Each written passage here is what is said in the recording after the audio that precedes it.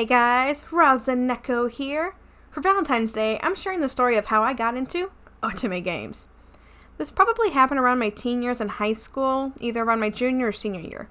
I had just made a best friend who had guys looking at her from left to right, while all I had was my low self-esteem, a horrible crush, and DeviantArt.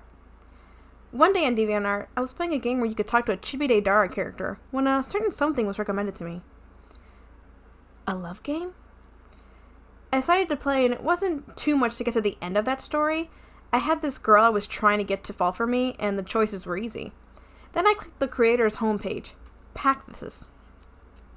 There she had quite a few other games that were much longer and more interesting stories, and a lot of other characters. The one I remember in particular was an Alice in Wonderland game. I obviously went for the cat guy, but he didn't really care for my personality type, I guess. That Mad Hatter, though. From there, I was in love. So many guy options, so many different stories. This is where the rabbit hole began. And when I got to GameStop, it got worse. Not sponsored. I doubted highly that a physical and popular copy of the type of game I just found out that I liked would be in a store. But I asked the lady behind the register anyway. She smiled and showed me a game called Hakuoki. She told me about the different characters and gameplay, but I was too nervous to comprehend what she was saying. Just hand me the game!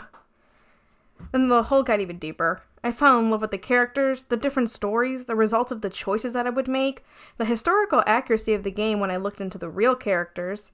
When I looked into what the characters were based off of, I fell even harder for Hakuoki and Otome Games in general. From there, I began to buy anything related to Hakuoki. T-shirts, notebooks, keychains, phone straps, anything my lonely and poor self-esteem should want. Note, I am very sorry that some of that stuff was bootleg and I didn't know any better. From there, I began to make my own cast of characters in my own comics, write even more of my own stories, and looked into some more Otome games.